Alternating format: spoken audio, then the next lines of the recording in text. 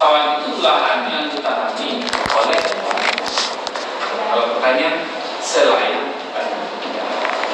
Nah, kalau untuk persawahan itu kan lebih teoretis sifatnya, karena yang dijual dari hasil sawah itu ya, adalah barang yang berharga buat semua orang.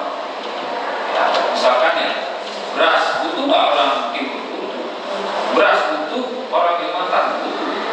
Ataupun orang yang di daerah butuh beras nggak? Butuh. Sehingga kepemilikan sawah itu harus pasti dan harus stabil, karena sangat berharga wilayah persawahan tersebut. Tapi kalau untuk lahan pertanian tidak, karena lahan pertanian itu hanya menghasilkan buah-buahan seperti pepaya, rambutan, di mana ya barang itu mungkin tidak diperlukan oleh banyak orang, sehingga lahan pertanian itu dibiarkan saja siapa yang mengelola, karena hasilnya itu nggak bermanfaat bagi seluruh orang.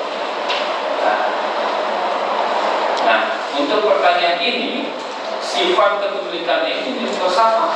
Beda dengan persawahan. Persawahan itu karena dia bernilai, ya, berharga, itu harus milik satu orang ataupun individu.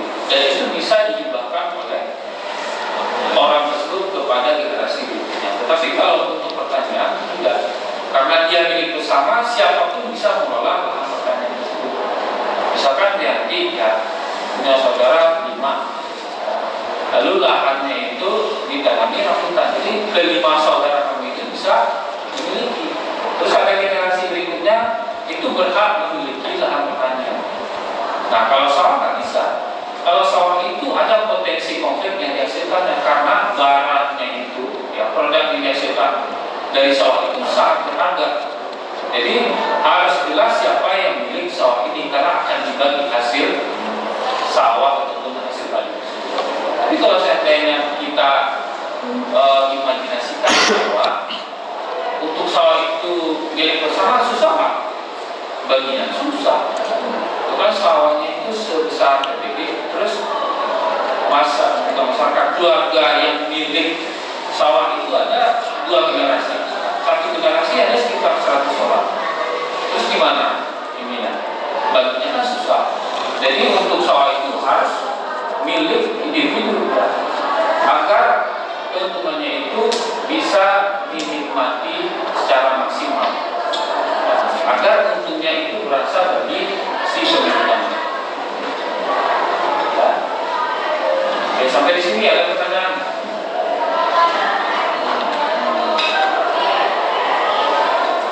Nah, untuk pertanian, lahannya itu nggak bisa dijual karena ini milik bersama. Tapi kalau untuk lahan persawahan itu bisa juga dijual-belikan, karena produk yang dihasilkan oleh sawah itu memang punya nilai jual. Kalau pertanian itu ya dihasilkan buah-buah aja. Kalau buah berarti kan nggak semua orang butuh buah, nggak semua orang tiap hari mengkonsumsi buah, dan orang pun tidak butuh buah untuk menghidupi kebutuhan sehari-hari. Nggak ada buah paksa. Tapi kalau padi, beras, kalau ada kan tidak cukup kebutuhan. Nah, selanjutnya pertanian itu bersifat berpindah-pindah.